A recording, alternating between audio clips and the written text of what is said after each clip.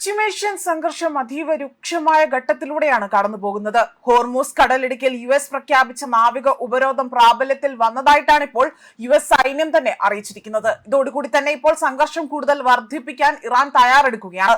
ഇറാന്റെ കപ്പൽ ആക്രമണങ്ങൾക്ക് മറുപടിയായി തന്നെ ഹോർമൂസിൽ നാവിക ഉപരോധം US സൈന്യം അവിടെ ഏർപ്പെടുത്തുകയും ചെയ്തതോടുകൂടി തന്നെ ഇപ്പോൾ വലിയ രീതിയിലുള്ള സംഘർഷത്തിനാണ് ഇവിടെ വഴിയൊരുക്കുന്നത്.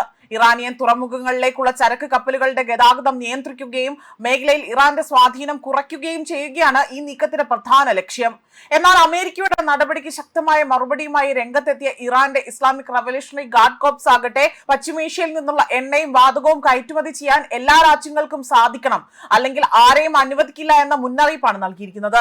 ഇതോടുകൂടി തന്നെ ലോക എണ്ണ വിപണിയെയും അന്താരാഷ്ട്ര വ്യാപാരത്തെയും നേരിട്ട് ബാധിക്കാനാകുന്ന പുതിയ ഊർജ്ജ പ്രതിസന്ധികളുടെ ആശങ്ക ഇപ്പോൾ ഉയർന്നു വന്നിരിക്കുകയാണ്. ഇറാൻ ആകട്ടെ ഹോർമൂസിലൂടെ ഇനി കടക്കാൻ പോകുന്ന കപ്പലുകൾക്ക് നേരെ ശക്തമായ ആക്രമണം അഴിച്ചുവിടുമെന്നും ഈ കപ്പലുകൾ അവിടെ തൽക്ഷണം തന്നെ അവിടെ ആ ഒരു കടലിൽ തന്നെ മുക്കുമെന്നൊരു മുന്നറിയിപ്പ് കൂടിയാണ് നൽകുന്നത്. അതേസമയം ഫെബ്രുവരി അവസാനം സംഘർഷം ആരംഭിച്ചതിന് പിന്നാലെ തന്നെ ഹോർമൂസ് കടലിടുക്ക് ഇറാൻ അടച്ചതും പിന്നീട് അമേരിക്ക മറുപടിയായി തന്നെ നാവിക ഉപരോധം ഏർപ്പെടുത്തിയതും പശ്ചിമേഷ്യയിലെ സാഹചര്യം വഷളാക്കിയിരുന്നു. ജൂൺ മാസത്തിൽ നിലവിൽ വന്ന ഇടക്കാല വെടിനിർത്തൽ കരാറിനെ തുടർന്നുകൊണ്ട് ഇരു രാജ്യങ്ങളും നിയന്ത്രണങ്ങളിൽ നിന്ന് പിന്മാറിയെങ്കിലും കഴിഞ്ഞ 2 ആഴ്ചയായി തന്നെ ബദൽ സമുദ്രപാതകളിലൂടെ സഞ്ചരിച്ച വാണിജ്യ കപ്പലുകളെ ഇറാൻ ലക്ഷ്യമിട്ടതോടെ തന്നെ അമേരിക്ക വീണ്ടും കടുത്ത നിലപാട് ഇവിടെ സ്വീകരിച്ചിരിക്കുകയാണ്. ലോകത്തെ ഏകദേശം 1/5 എണ്ണയും ഈ കടലിടുക്കിലൂടെ തന്നെയാണ് കടന്നു പോകുന്നത്.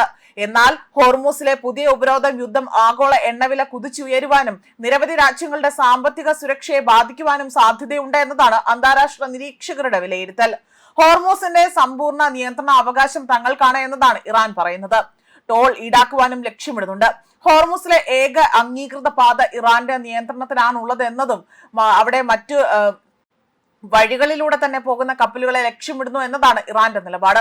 ഹോർമൂസിലൂടെ പോകുന്ന കപ്പലുകൾക്ക് സുരക്ഷ ഒരുക്കുമെന്നും അതിനായി തന്നെ അവ വളരെ രീതിയിൽ ചരക്ക് മൂല്യത്തിന്റെ 20% ടോൾ നൽകണമെന്നതാണ് US പ്രസിഡന്റ് ഡൊണാൾഡ് ട്രംപ് പറഞ്ഞിരിക്കുന്നത്. എന്നാൽ ഗൾഫ് നേതാക്കളുമായുള്ള ചർച്ചയ്ക്ക് ശേഷം നിലപാട് മാറ്റുകയും ചെയ്തിട്ടുണ്ട്.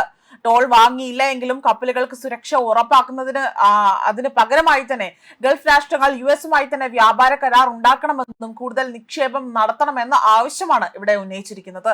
മാത്രമല്ല കഴിഞ്ഞ ദിവസങ്ങളിലെല്ലാം തന്നെ US ആകട്ടെ ശക്തമായ വ്യോമാക്രമണമാണ് ഇറാന്റെ പ്രധാന നഗരങ്ങളിലും പ്രധാന സ്ഥലങ്ങളിലും എല്ലാം തന്നെ നടത്തിയത്.